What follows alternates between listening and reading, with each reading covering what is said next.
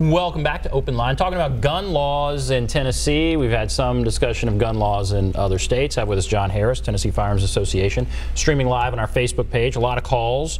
So let's go to Lane. Hello, Lane. Yes.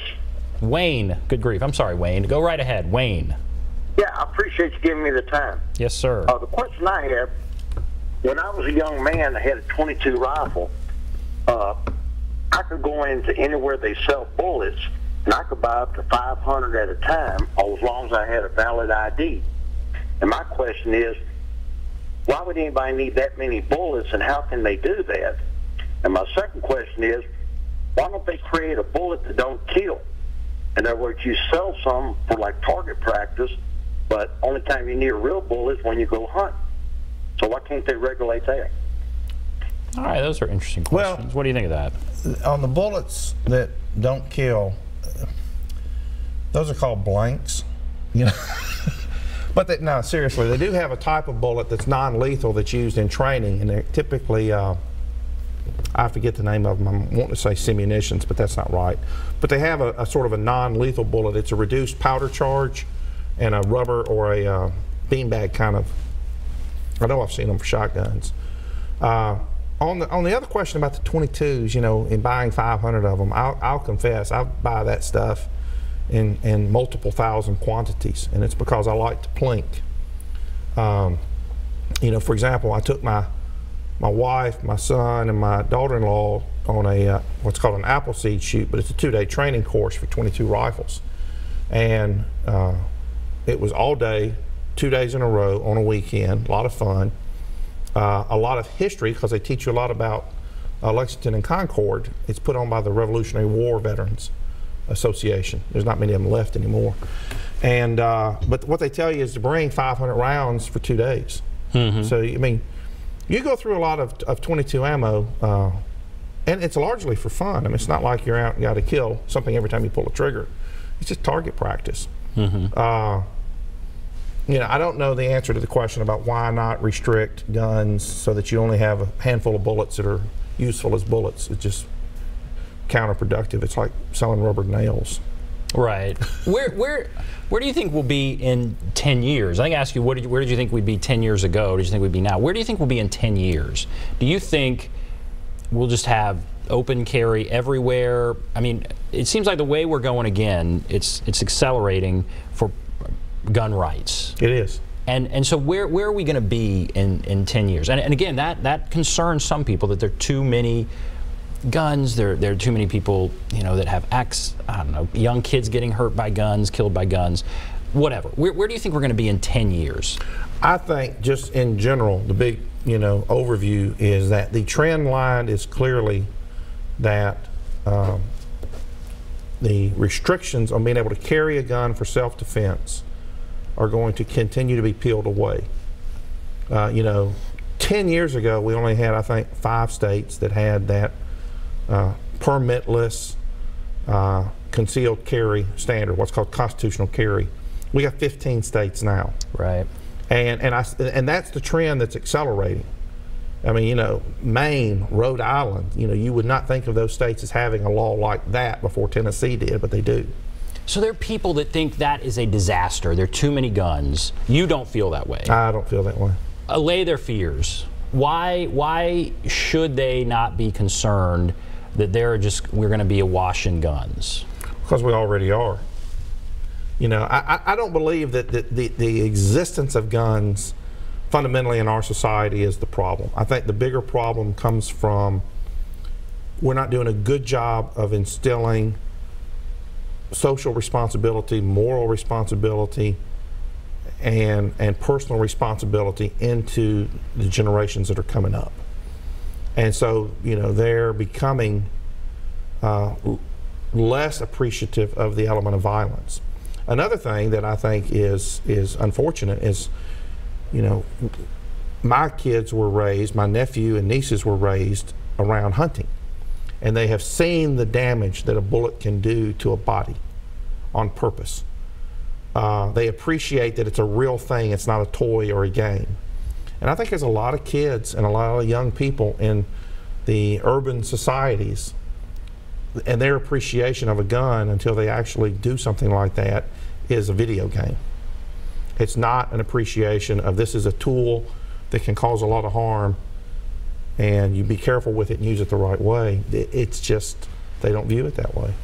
And so does the very powerful gun lobby have any responsibility as we move clearly toward more open, gun use, more free access to guns? Does the gun lobby have any responsibility to deal with some of these greater societal issues that lead to gun violence? I think in the gun lobby's wheelhouse of activities, they are. You see the gun lobby increasingly supporting scholastic shooting for middle school and high school students and college students, so that we're taking kids out to the gun range and teaching them how to shoot at an earlier age with adult supervision and appreciation that this is a sport, an activity, and even a hunting tool. Usually that's rifles or shotguns. We are advocating for, and we've got some legislative support for having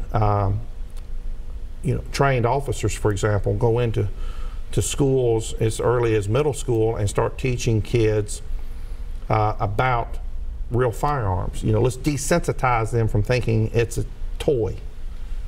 And TWRA, for example, they've got a mobile trailer that's a gun range. So they can take it, I've seen it on school campuses, they pull the thing in, they let the kids come out, shoot guns, 22s, into the back of a trailer. It's a 40-foot long gun range, and it's portable. And I think getting the kids out, that's what Appleseed does. They start as early as 9 years old. And letting them learn how to shoot, and that the right use for the gun, in my perspective, is far more constructively beneficial to curb the violence element than to hide them and let them have some kind of, attractiveness because it's foreboding. Okay, interesting. Let's go to Ben on line 3. Hello, Ben. Are you there, Ben? No, this is Dan. Dan, I'm so sorry. All right, Dan, go right ahead. Okay. John, I've got an opinion that sometimes this year the United States of America Incorporated will be no longer in existence, and we will return to our old republic and be governed directly by the Constitution of the United States, and that the state statutes will no longer exist. Your opinion, sir? That is an awful long road to travel for us to go from where we are to that point. Now, I could see change come, but change at the national level in the absence of a violent overthrow comes very slowly.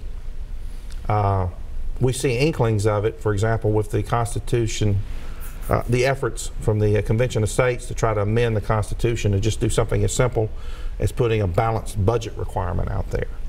So I think we're moving in the direction of change, but there's a massive battle going on in this country between the conservative core constitutionalists and what I consider the left or the progressive movement that is far more anything goes, and whatever I want goes, as long as I'm the one in power. And how much guns have always kind of defined some of that battle. Is it going beyond? It's going beyond that now. Do you think? How at the center of that divide that you're talking about? How much at the center is the gun issue? I don't think the gun issue is an overwhelming element in that debate.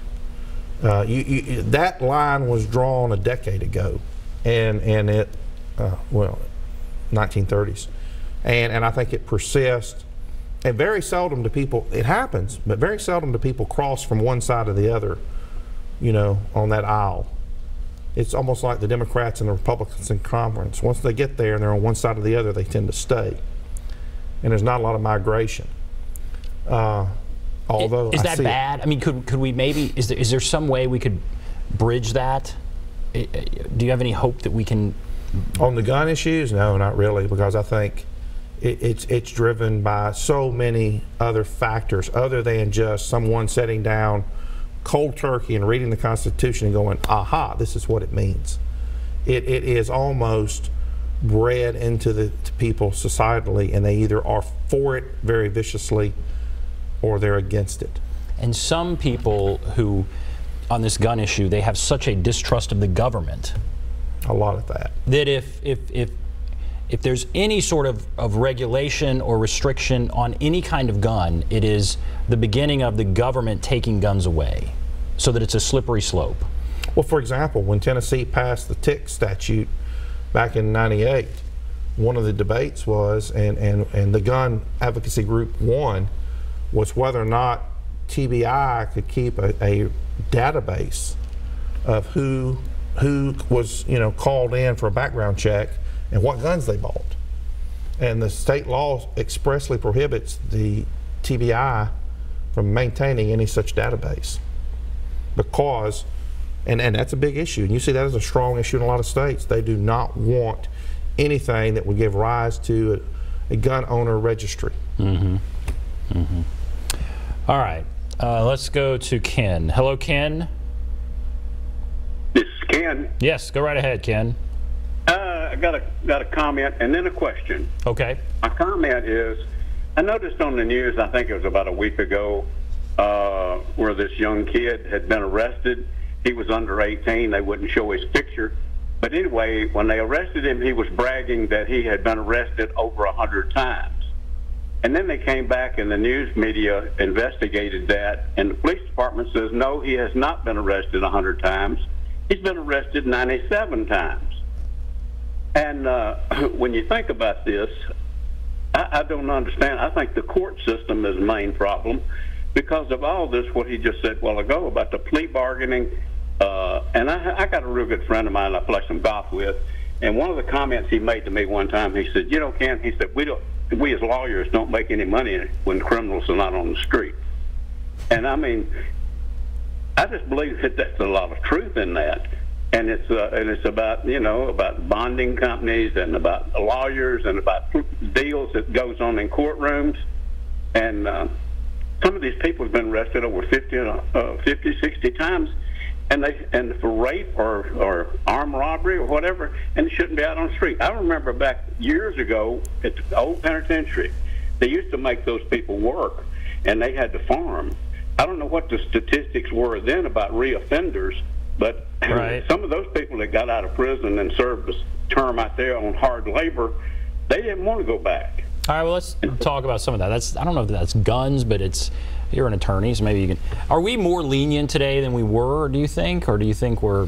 I don't know that I can contrast where we are with where we were other than going back to the Wild West. I think he makes a good point. There's way too much recidivism. You know, you hear about the revolving door of the justice system. And a part of it's a practical fact. It's extremely expensive to keep someone locked up.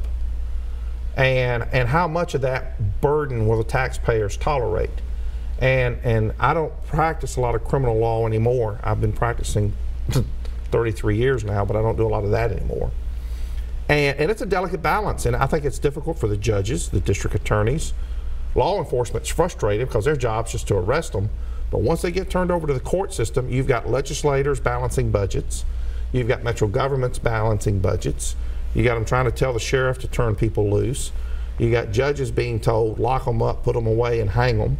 And yet we have more people in prison than any other country. We have lots of people in prison. Yeah, but a lot of people that are in prison may not be the ones that are there because they're the biggest danger to society.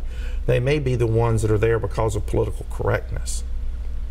Mm-hmm. And frankly, we may have people in prison that we should have just executed. Oh boy. Okay. All right. That's a lot. Okay. All right. We're going to take a break. Lucy and others, hold on. If you want to call in, there's the number 615-737-PLUS, 615-737-7587. We'll take a break. Be back right after this.